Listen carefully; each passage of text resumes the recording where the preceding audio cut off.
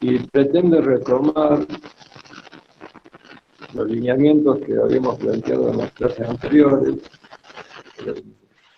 recuperar esta mirada sobre la ciudad, sobre el patrimonio edilicio de la ciudad de Rosario, que es muy rico, ¿no?, en su calidad arquitectónica.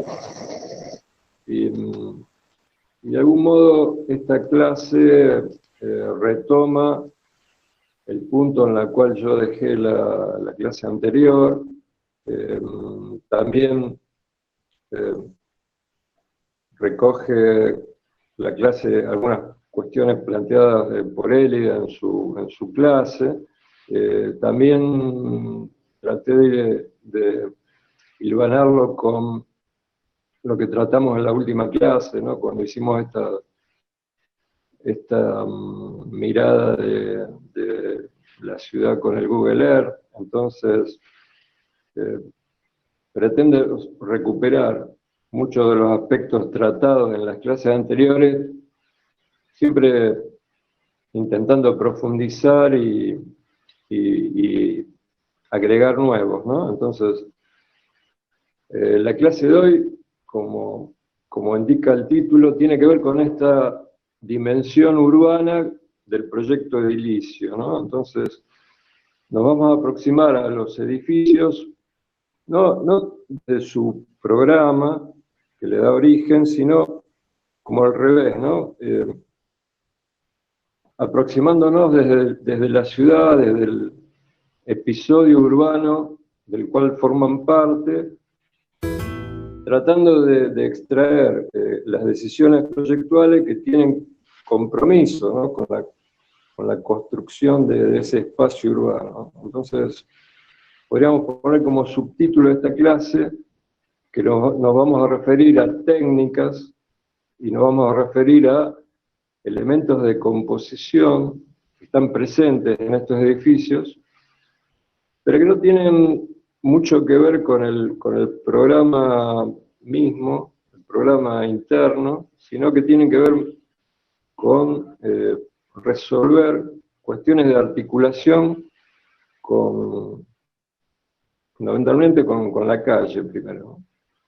Entonces, ese podría ser como un segundo título, y un tercer título podría ser entender estos casos que vamos a ver como pertenecientes a una serie tipológica, ¿no?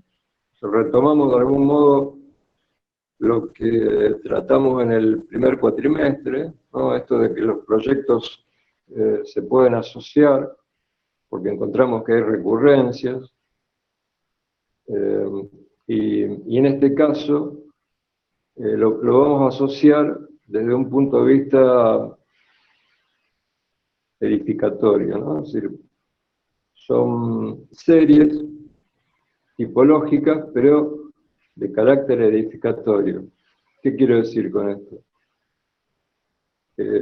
Encontramos fórmulas donde lo edificado está en compromiso con la parcela, ¿no? O sea, hay un modo de edificar que está en relación con la geometría de la parcela, con la ubicación relativa de la parcela en la manzana, es decir, si estas parcelas son de esquina o son de tramo. Entonces vamos a encontrar en estos, yo elegí nada más que 4 casos porque me parecía que la muestra debería ser reducida para tratar justamente de profundizar en algunos aspectos. Obviamente que se puede extender, o sea, esta muestra es mucho más extensa, pero bueno, vamos a tratar de concentrarnos en esto, ¿no?, en cómo la masa edificada vamos a encontrar que está en relación con la parcela y con la ubicación de esta parcela dentro de la manzana. Pásala, por favor. El primer caso que vamos a revisar es el edificio Mentor, que está ubicado en calle Rioja, esquina Boulevard Oroño, que Elida lo mencionó, por eso yo lo quería lo quería rescatar y lo quería ampliar, ¿no? Justamente Elia lo mencionó en estos términos, ¿no? Habló de tipo edificatorio, ¿no? Porque, porque el edificio tiene unas características que lo presentan como una placa o como un edificio laminar en su forma, ¿no? Y esta placa, vamos a ver que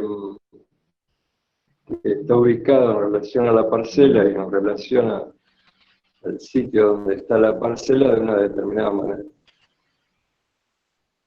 Pásala, por favor.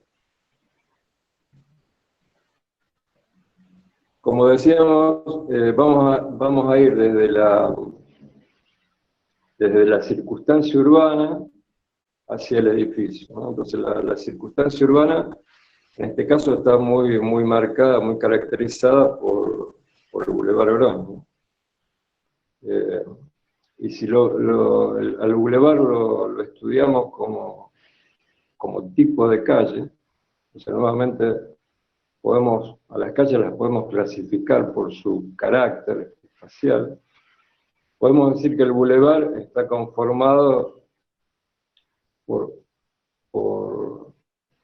varios elementos, ¿no? El elemento característico es el cantero, es decir, este cantero central ajardinado, las dos calzadas vehiculares, sus veredas, y de algún modo en los edificios iniciales que dieron origen al Boulevard Oroño, los jardines, que si bien eran particulares, tenían esta vocación pública, ¿no? de ser, si bien el uso era privado, tenían esta vocación de ser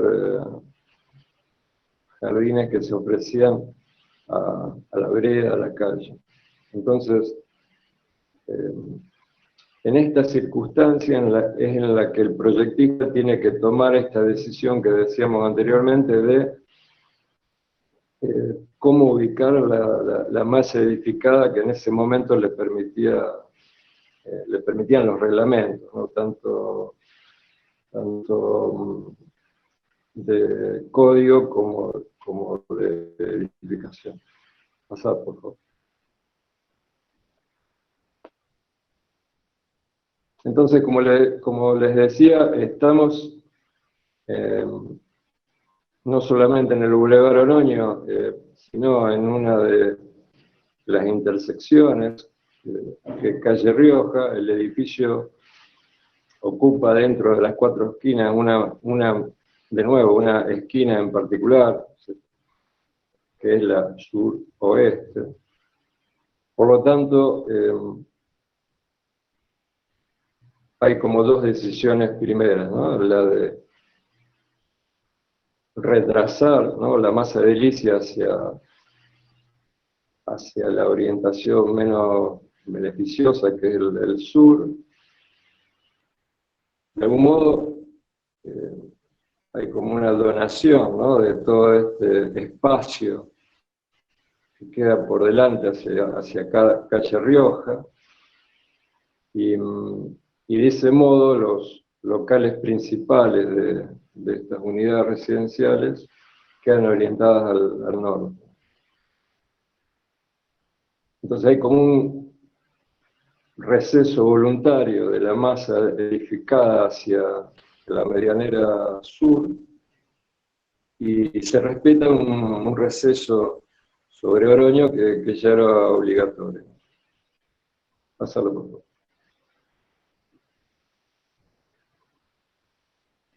Cuando hacemos estas verificaciones sobre Calle Rioja, vemos claramente, ¿no?, esta decisión de no construir sobre la línea de edificación.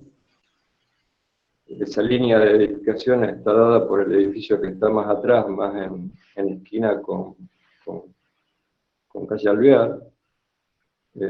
Vemos que el retraso de lo edificado es significativo. vemos cómo se gana, ¿no? No solamente la orientación, sino que se gana distancia respecto al edificio que está enfrente, ¿no? A la esquina esta que está construida sobre las líneas. Y de esa manera, esta esquina parece como una esquina característica, como una esquina que no repite, ¿no? Ciertas tradiciones, sino que trata de encontrar, ante la necesidad de construir más, pues evidentemente hay una demanda de incrementar la densidad construida, empiezan a encontrar como estas nuevas fórmulas, ¿no? Pásala, por favor.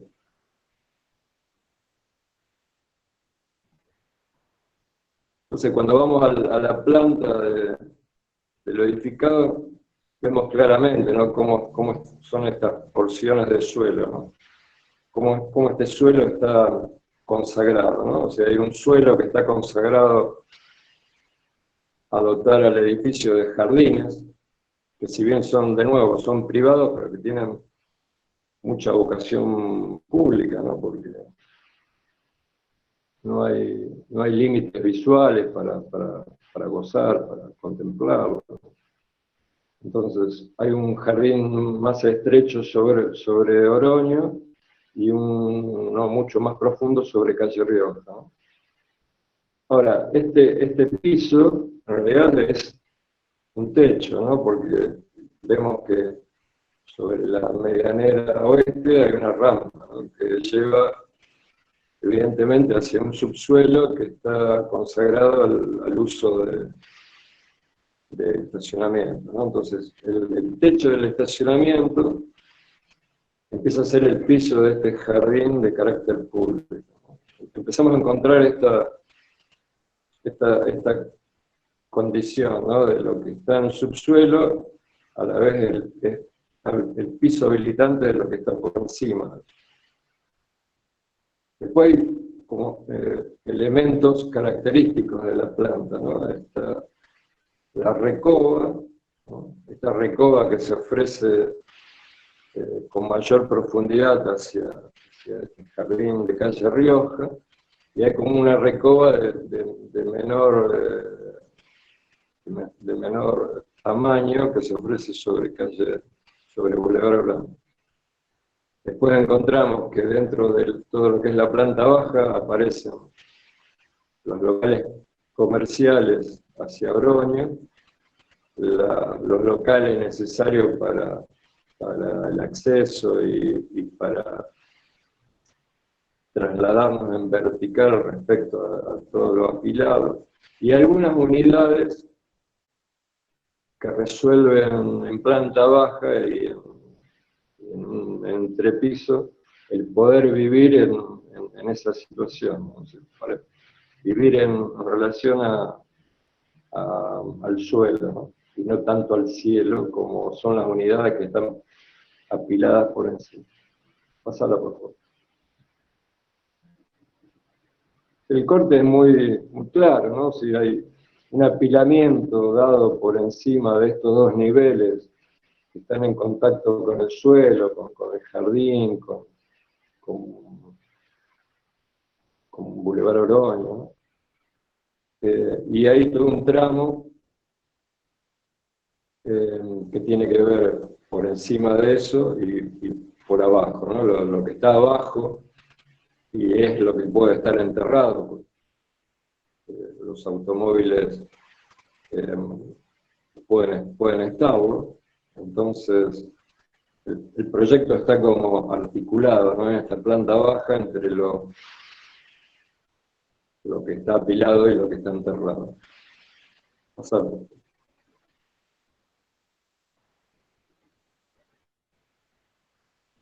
Entonces, decía, es necesario incorporar esto de la recoba, ¿no? Este espacio que ofrece el mismo edificio, ¿no? Es el mismo edificio que sustrae, ¿no? su programa para ofrecerlo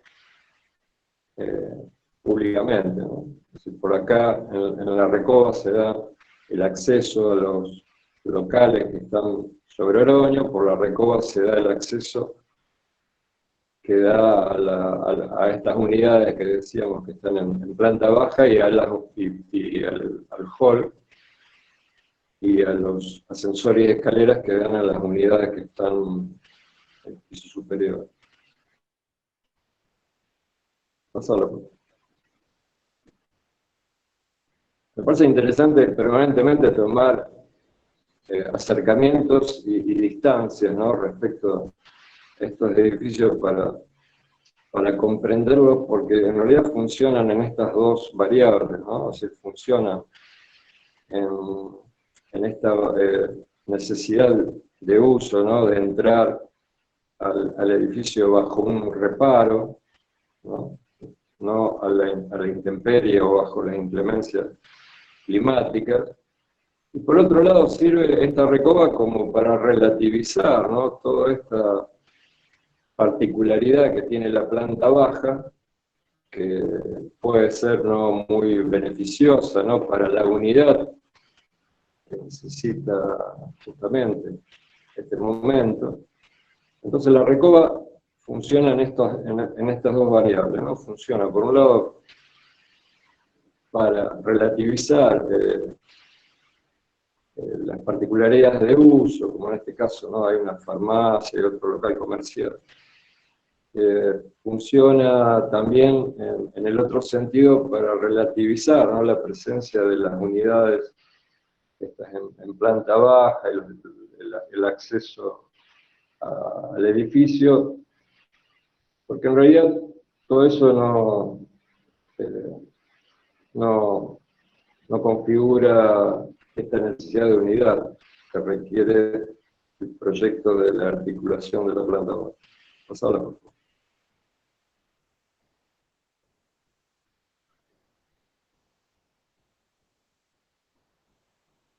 Después, bueno, hay elementos o decisiones de composición más finas, ¿no?, como esta losa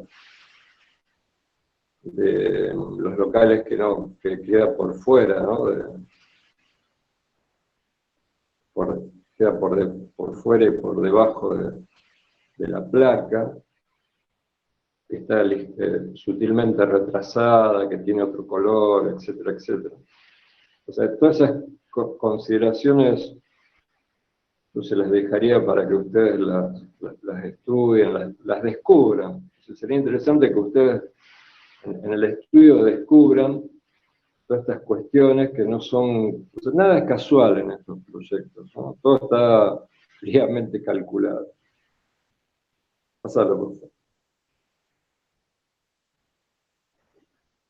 Fíjense cómo no están alineadas, ¿no?, de la segunda columna hacia la izquierda con el filo de la carpintería que le da la medida a la parte de la Recoba que me lleva escalones mediante, ¿no? Así que esto de intercalar 3, 4 niveles, escalones, como para salirme, ¿no?, del piso dominante o del piso público y ya ingresar en un piso que con este cambio de nivel me está indicando algo, ¿no? O sea, ya no estoy en la vereda, estoy ya en un piso que es de carácter más privado. Además, todo esto sirve para tener una diferencia de nivel en la cochera y poder ventilar, ¿no? Así que, de nuevo, este piso de ingreso al palieres de planta baja, en realidad es el techo de la cochera, ¿no? Y en esta diferencia de nivel se resuelven cuestiones de ventilación reglamentaria también para lo que está por debajo. Pasalo, por favor. Bueno, la sucesión de columnas en realidad da como estos planos, ¿no? Que de algún modo limitan, entre comillas, la Recoba que lleva a los accesos. Este tránsito está acompañado por el jardín, con todo lo que significa, colores, aromas, bueno, en distintas épocas del año, esto es cambiante, nunca es el mismo. El sol, ¿no? O sea, fíjense cómo esta losa de primer piso avanza la baranda, ¿no? de estos primeros balcones, de algún modo colabora en la composición de esta recoba, la luz y la sombra, etcétera, etcétera. Pasalo, por favor.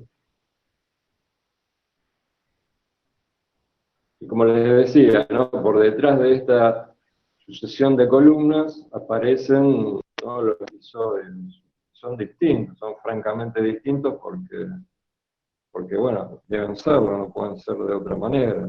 No pretenden ser iguales porque deben marcar también, ¿no? Jerarquías diferentes. Pasalo, por favor.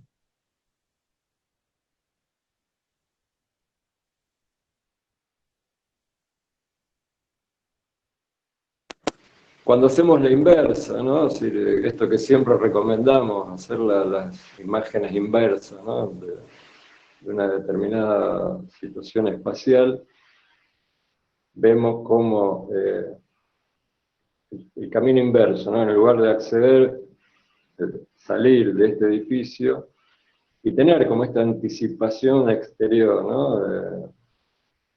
Las columnas enmarcan esta correspondencia, ¿no? Entre el ancho de palier y el intercolumnio de la recoba, ¿no? Hay como capas del marque, ¿no? Desde el interior profundo del palier hacia el exterior, de lo que me posibilita ver, ¿no? Bueno, la altura comparada con la altura de la puerta.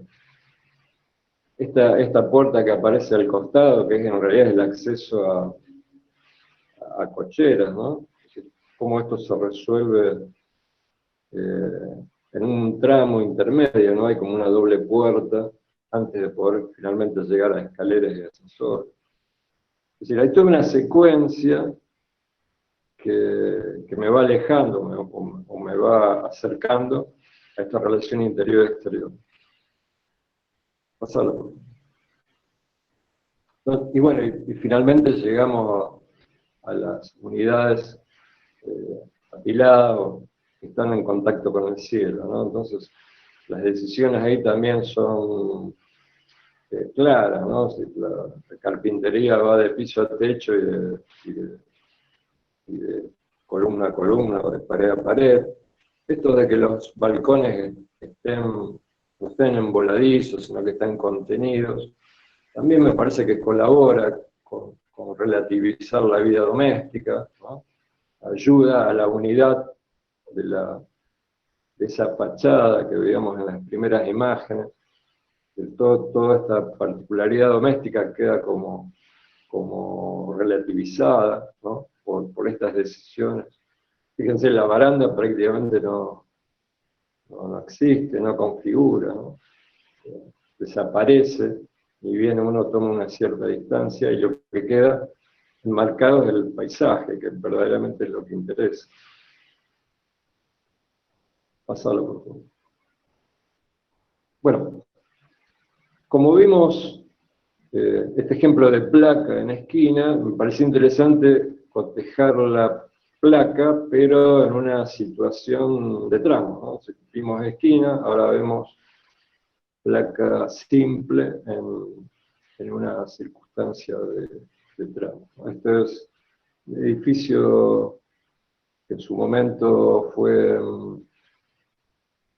promovido por una aseguradora que se llamaba FACA, el edificio lleva su nombre, y resolvía, por un lado, una demanda que tenía que ver con el local de la empresa, y se articulaba con unidades de algún modo todo esto se financiaba y se amortizaba con con la venta de departamentos.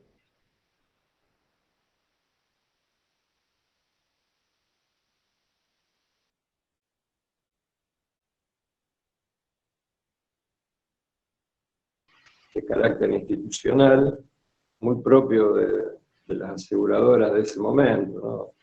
Recordemos la segunda, ahí en calle Juan Manuel de Rosas, o la Comercial de Rosario, Oroño y Córdoba, etcétera, etcétera.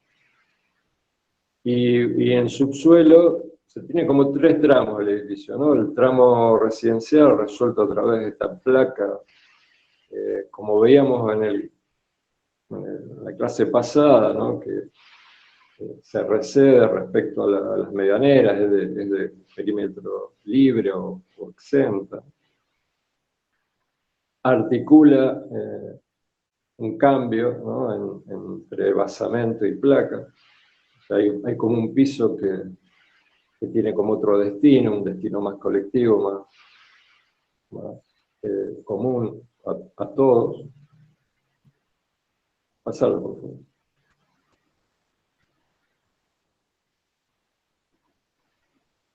Y la presencia es esta, ¿no? Esta foto sacada desde Rioja, de Italia, ¿no? De nuevo, las características de estas fórmulas edificatorias es esta, ¿no? Tiene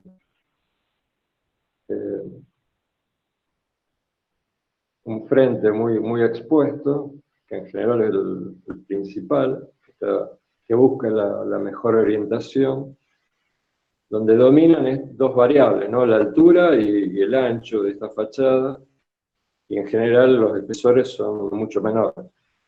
Por eso se denomina placa o edificio laminado. Pasalo, por favor. Es interesante en este caso cómo se ve también desde España y Rioja, ¿no? Se asoma, ¿no? por encima de todo el conjunto edificado alrededor de esta manzana, que es predominantemente bajo, y tiene una presencia más allá de la calle Italia. Se ve prácticamente de las otras cuatro esquinas. Pásalo.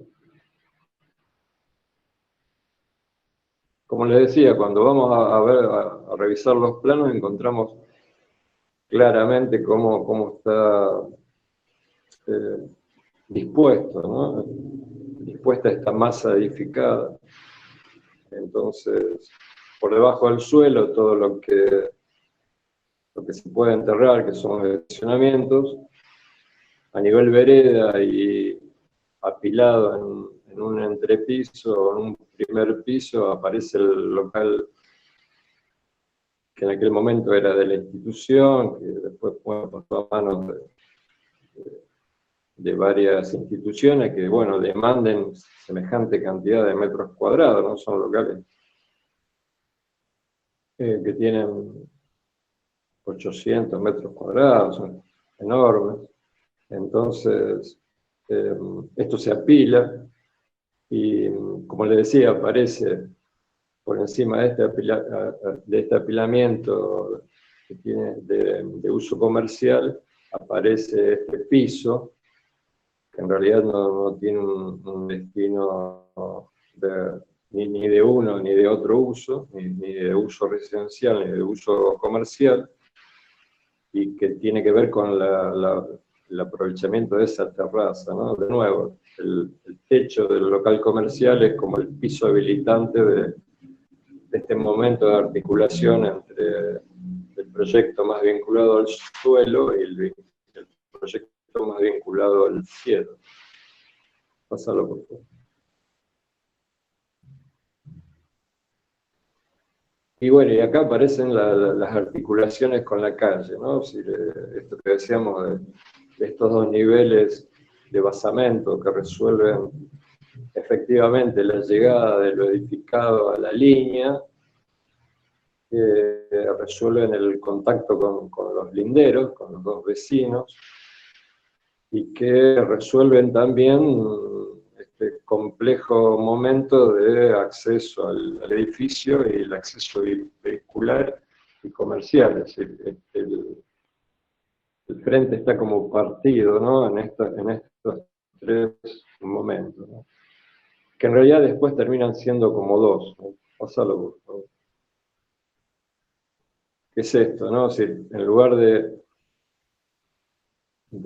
particularizarse, de algún modo se asocia, ¿no? El ingreso peatonal a la placa residencial y el ingreso vehicular están como unificados, ¿no? Y lo único que distingue es esta columna que es propia de sostén, ¿no? Que en este caso es usada en términos de composición de todo este ancho que sutilmente está dividido entre el tránsito peatonal al acceso a la residencia y el acceso vehicular de los estacionamientos. Fíjense cómo, de nuevo, ¿no? Los antepechos, ¿no? Que esta viga invertida que hace, de nuevo, de sostén de ese entrepiso, pero que está enmarcando, ¿no? Todo este momento, y cómo la carpintería, de nuevo, aliviana, ¿no? Todo esto y concentra en el episodio inferior. Pasarlo, por favor. Bueno, el tercer caso que les quería presentar esta mañana es este, ¿no? Seguimos con la placa, sumamos otra placa, que pasamos de la placa simple a la placa doble o al par, ¿no? Incorporamos de la misma familia otra unidad. Y vamos a presentar dos casos, ¿no? Este primer caso, donde las placas no son iguales, son desiguales, y el último caso que les voy a presentar, donde las placas son iguales. Y vamos a ver en este caso el proyecto en una esquina, y el segundo caso lo vamos a ver en el tramo.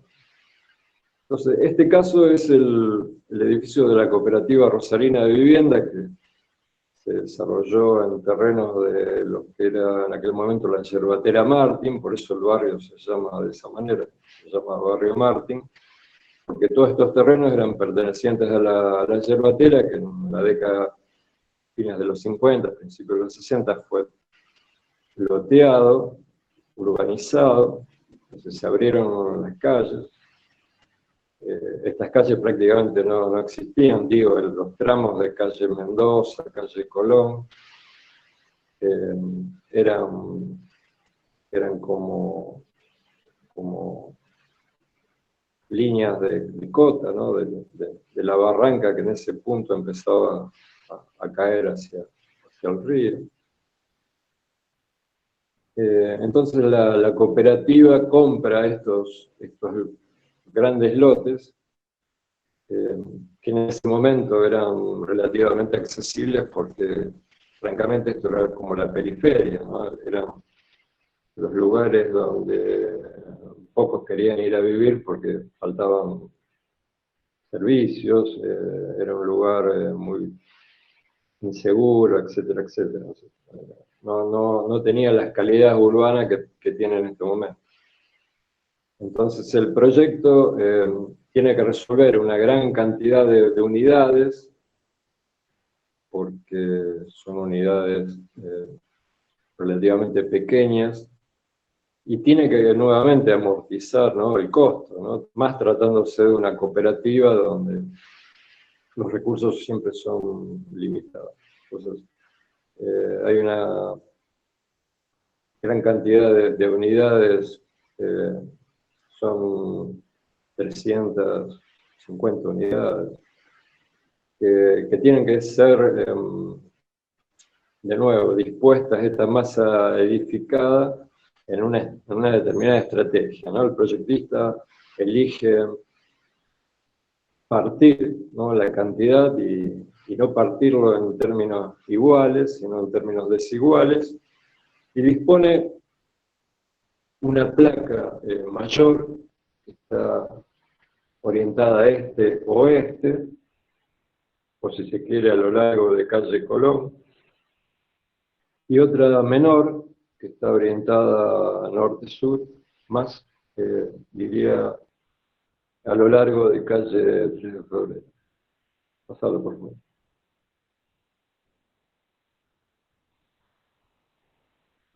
Estos son dibujos originales, ¿no?, del proyecto. Además de estas dos placas residenciales, el proyecto preveía una piscina colectiva, ¿no? Iba a tener una serie de... Este emprendimiento iba a tener una serie de servicios comunes, como la piscina cubierta, lavadero, un lavadero también común, hasta un comedor, ¿no? Estaba previsto que tuviese en planta baja un comedor de uso común. Fíjense cómo la esquina no está construida, no está prevista ser construida, queda como esta plazoleta también con vocación de carácter público. Pásalo, por favor.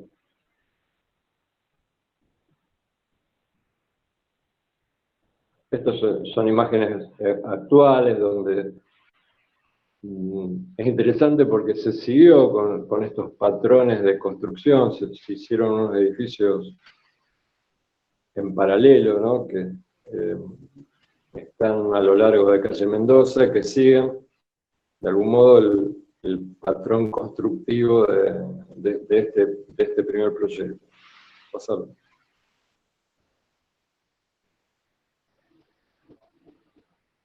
Ahí estos edificios a los que me refería estaban en construcción.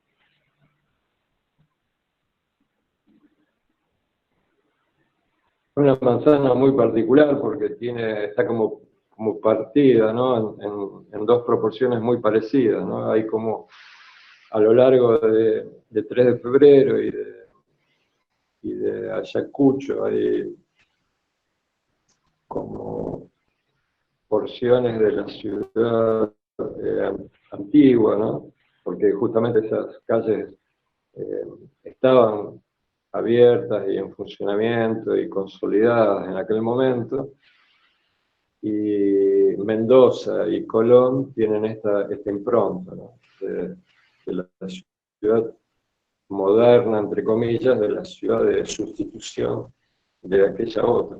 Pasarlo, por favor. Entonces, cuando vamos a las plantas, encontramos de nuevo esta lógica, ¿no? Hay una geometría del lote que se copia en la planta baja hasta un determinado punto. Después, cuando se supera un determinado nivel, la geometría del edificado se libera, ¿no?, de la geometría del lote. Empieza a aparecer esta vocación de edificio exento, ¿no?, de perímetro libre, que sería la segunda planta, la planta que está en el medio, que es la planta de suelo, ¿no?, donde de nuevo hay una planta donde resuelve la articulación entre ese basamento, que trata de acomodarse, ¿no?, incluso a la topografía, porque acá hay problemas de salto de cotas significativos, estamos en la ladera de la barranca. El basamento de algún modo sirve como relleno, entre comillas, para nivelar esta situación, y finalmente aparecen, ¿no?, estos edificios laminares o placas, ya con perímetro libre y despojado de cualquier compromiso de aquel tipo. Empieza a aparecer una composición interesante entre los dos, ¿no?, entre el edificio más largo y el más corto. Hay como una suerte de perpendicularidad entre ellos, pero a su vez están alabeados. O sea, hay todas unas sutilezas compositivas que sería interesante que ustedes las estudien, ¿no? Pasalo, por favor.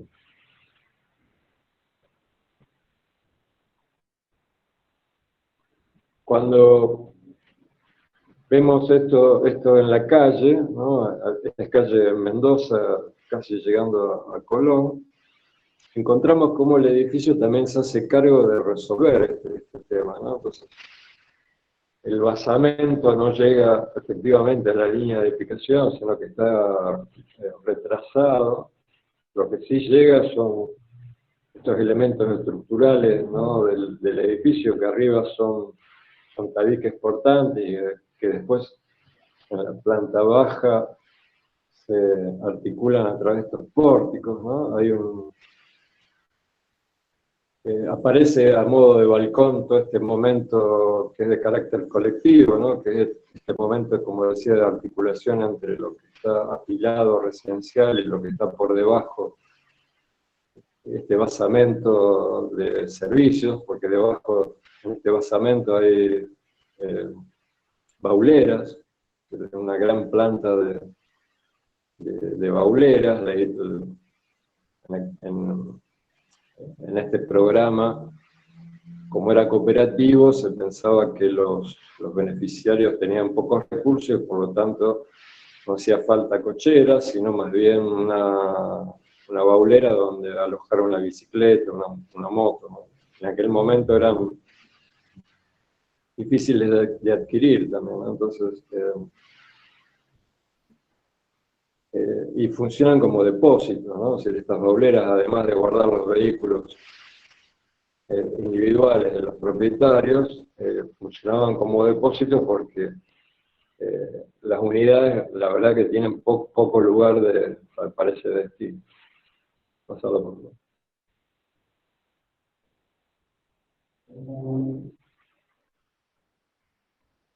Esto es lo que, bueno, esta esquina que efectivamente no terminó nunca de construirse, ¿no? De acuerdo al proyecto que veíamos en los dibujos, quedó como inacabado, ¿no? Bueno, la cooperativa se fundió en su momento, los propietarios hicieron lo posible por terminarlo de cualquier manera, bueno, logró habitarse. Pasarlo, por favor.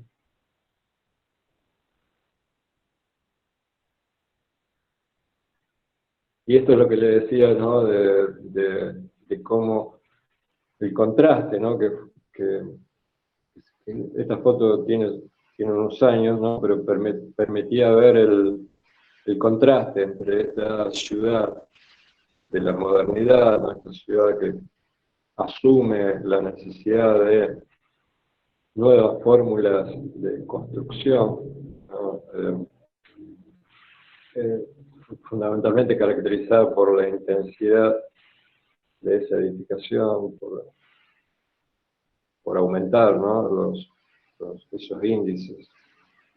Y el contraste con la ciudad que se iba dejando atrás, ¿no? Que ahora, si ahora pretendemos hacer esta foto, es imposible, ¿no? Porque todo lo que está por delante, en primer plano, está todo sustituido.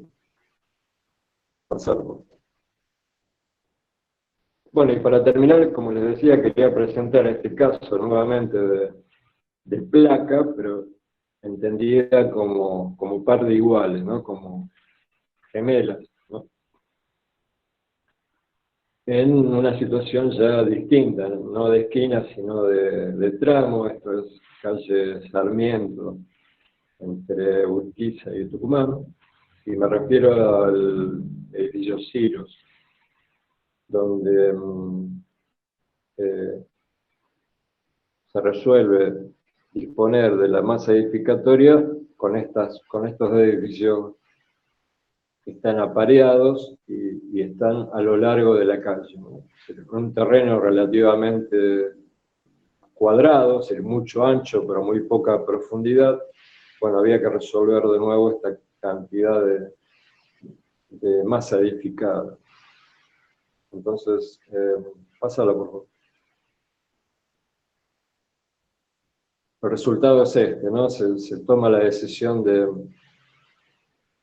esta placa muy extendida, ¿no? Aprovecha todo el ancho que tiene por calle Sarmiento, ¿no? Se disponen Estas partes ciegas corresponden a los locales, son más de servicio y bueno, detrás de eso están los núcleos, ¿no? De escaleras y ascensores, y todo lo demás son balcones, ¿no? Las unidades están muy caracterizadas porque todas las unidades, mejor dicho, porque todos los locales tienen su porción de balcón, ¿no? Entonces, es como una compensación, ¿no? De tratar de encontrar el mayor beneficio en estas decisiones. Pasalo, por favor.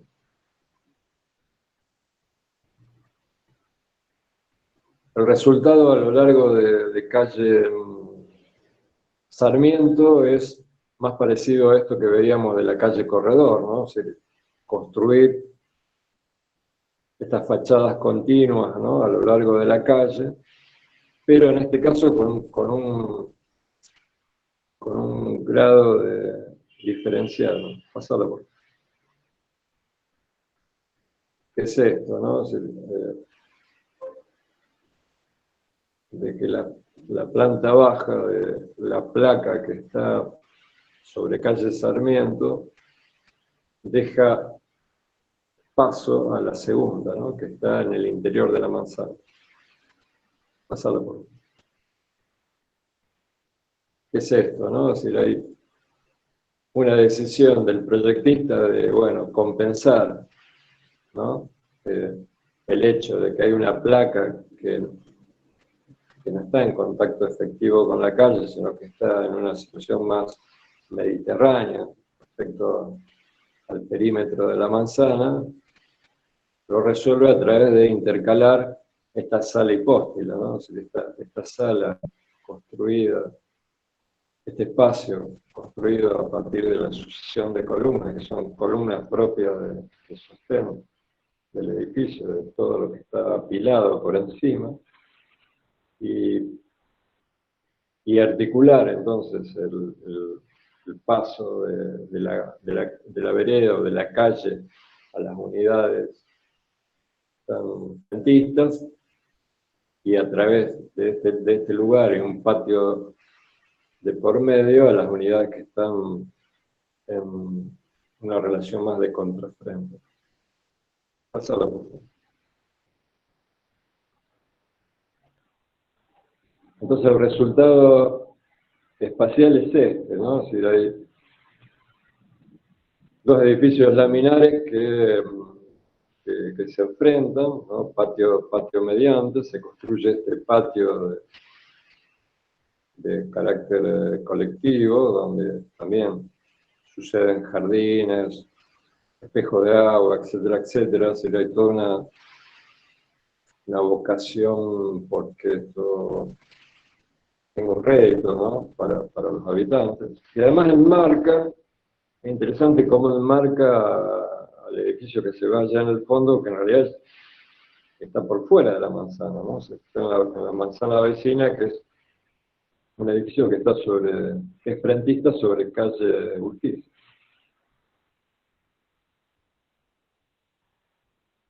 Pasado.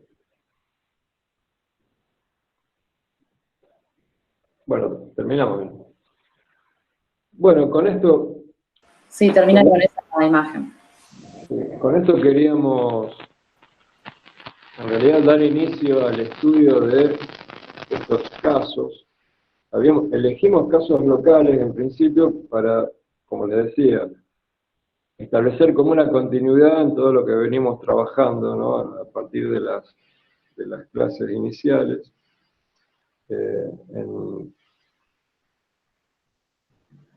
En clases sucesivas vamos a incorporar algunos casos que no son locales, pero queríamos dar como un cierre, ¿no? A esta primera etapa, ya que estábamos estudiando el sitio del proyecto, habíamos estudiado el origen de este fragmento. Bueno, habíamos pasado por la clase de Élida, del área que relataba todo estudio de relevamiento del área central, etcétera, etcétera, queríamos darle como un cierre, ¿no?